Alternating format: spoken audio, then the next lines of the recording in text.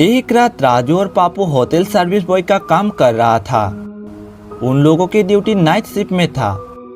Monsoon season होने की वजह से उस रिजॉर्ट पर गेस्ट लोग बहुत ही कम था और इसीलिए होटल की ज्यादातर स्टाफ भी छुट्टी पर था।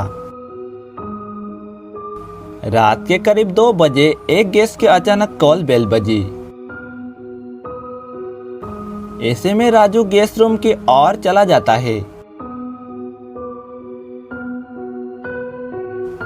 राजू रूम पहुंचते गेस्ट ने बोला कि वो कौन है और क्या चाहते हैं मुझसे। राजू बोलता है कि क्या मतलब है आपका? कौन? पापू? मगर वो तो मेरे साथ बैठा है। तब गेस्ट बोलता है कि नहीं, पापू नहीं, दूसरी कोई लड़की थी। उनके बात सुनने के बाद राजू बोलता है कि यहाँ पर तो राजू और पापू के अलावा ड्यूटी पर तीसरी कोई भी नहीं है। ठीक है, आगे दोबारा आए तो कॉल बेल बजा देना, मैं फौरन ही आ जाऊंगा। इतने कहकर राजू वहां से चला जाता है।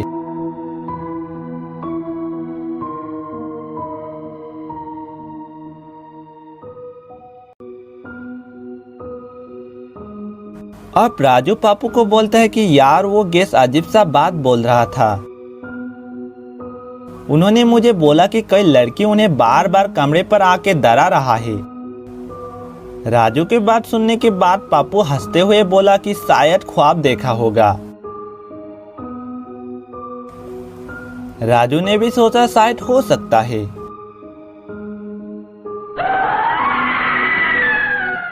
कुछ समय बाद फिर से वो लड़की गेस्ट को कमरे पर खड़ी हुई दिखाई दिया।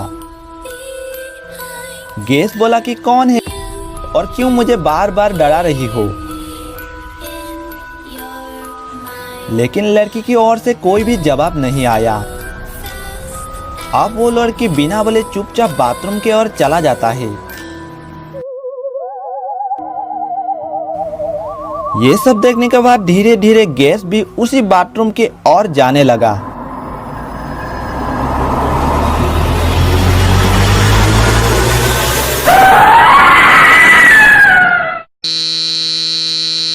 इस हादसे के बाद गेस्ट ने तुरंत ही कॉल बेल बजा दिया। कुछ ही समय में राजू गेस्ट के पास आ जाता है। उसने देखा कि रूम पर तो गेस्ट के अलावा और कोई भी नहीं है। आप बेकार में ही डर रहे हो, ये आपका वहम हो सकता है। लेकिन गेस्ट ने बताया कि ये उनका वहम नहीं है। उन्होंने अभी अभी किसी लड़की को बाथरूम की ओर जाते हुए देखा है। ये बात सुनते ही राजू भी थोड़ा डर सा गया। अब दोनों ही धीरे धीरे बाथरूम की ओर बढ़ने लगा। लेकिन यहाँ पर तो कोई भी नहीं है। चारों ओर देखने के बाद भी उन लोगों को बाथरूम पे कोई भी दिखाई नहीं दिया।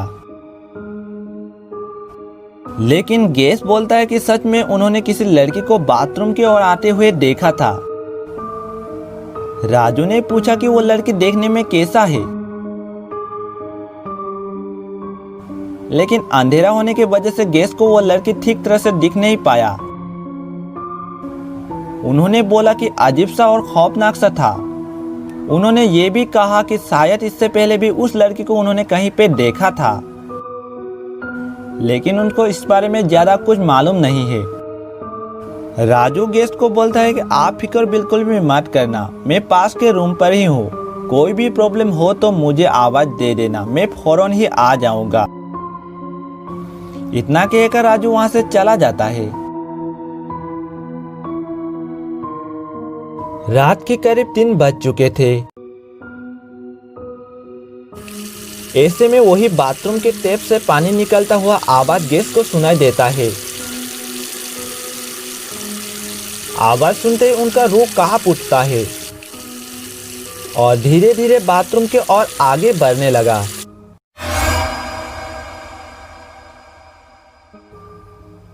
लेकिन ये क्या, टैप तो बिल्कुल ही बंद पड़ा है और उस रूम पर तो कोई भी नहीं है। तो फिर ये आवाज किसका था? उतने में गेस्ट को कोई पीछे खड़ी हुई महसूस होता है। पीछे मुड़कर देखता है तो गैस को कोई भी दिखाई नहीं देता।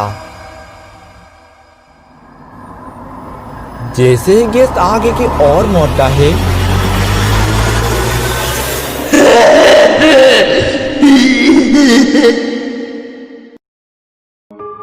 कुछ टाइम के बाद राजू फिर से गैस के हाल पूछने के लिए निकल आता है।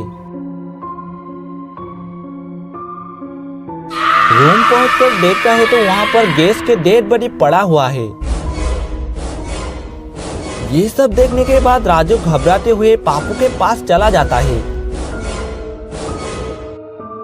पापू के पास पहुंचकर राजू बोलता है कि यार राजू, रूम नंबर 32 का गैस तो मर चुका है। अभी अभी मैं देखकर आया हूँ। ये सब कैसा हुआ पता नहीं, लेकिन गैस बोल रहा था कि कोई अनजान सी लड़की उनको कमरे में आकर बार बार डरा रहा था। बस राजू के इतने कहते ही पापू बोलने लगा, क्यों तुम्हें उस हत्या के बारे में पता नहीं है जो आज से 12 साल पहले एक रिया नाम की लड़की इसी होटल में मैनेजमेंट के काम करती थी। उसे गंदी हरकत की एक गैस ने उसी बाथरूम पर रेप करके मार डाला था। इसलिए वही रिया आज उस कातिल का बदला लिया। आज से रिया की आत्मा को मुक्ति मिल गया है। इतने बोलते ही पापू अचानक राजू के नजर के सामने से गायब हो जाता है। राजू के सामने ये सब क्या हो रहा है उसे कुछ भी पता नहीं चलता। वो बहुत ही ज्यादा डर जाता है। तभी राजू को टेबल के ऊपर एक पेपर दिखाई देता है जिसमें साफ साफ लिखा हुआ था, मैं तुम्हारा दोस्त नहीं हूं, मैं वही मरी हुई लड़की हूं, रिया।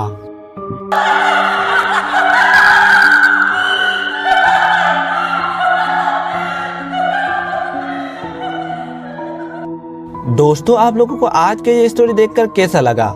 अगर आप लोगों को ये स्टोरी पसंद आता है तो वीडियो को एक लाइक करें और ऐसे न्यू हॉरर स्टोरी देखने के लिए हमारे चैनल को जरूर सब्सक्राइब करें।